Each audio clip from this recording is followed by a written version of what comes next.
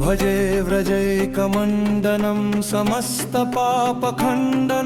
सभक्तचित्तरञ्जनं सदैव नन्दनन्दनं सुपिच्छगुच्छमस्तकं सुनादवेणुहस्तकम् अनङ्गरङ्गसागरं नमामि कृष्णनागरम् मनोजगर्वमोचनं विशाललोललोचनं विधूतगोपशोचनं नमामि पद्मलोचनं करारविन्दभूधरं स्मितावलोकसुन्दरं महेन्द्रमानदारणं नमामि कृष्णवारणम् कदम्बसुन्नकुण्डलं सुचारुगण्डमण्डलं व्रजाङ्गनैकवल्लभं नमामि कृष्णदुर्लभं यशोदया समोदया सगोपया सनन्दया युतं सुखैकदायकं नमामि गोपनायकम्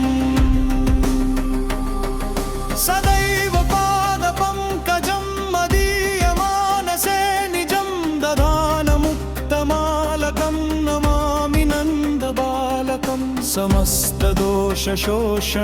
समस्तलोकपोषणं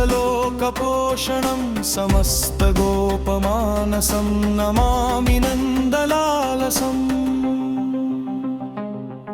भुवो भरावतारकं भवाब्धिकर्णधारकं यशोमतीकिशोरकं नमामि चित्तचोरकं दृगन्तकान्तभङ्गिनं सदा सदालिसङ्गिनं दिने दिने नवं नवं नमामि नन्दसम्भवम् गुणाकरं सुखाकरं कृपाकरं कृपापरं सुरद्विषन्निकन्दनं नमामि गोपनन्दनं नवीनगोपनागरं नवीनकेलिलम्पटं नमामि मेघसुन्दरं तडिप्रभालसत्पटम् समस्तगोपमोहनं हृदम्बुजैकमोदनं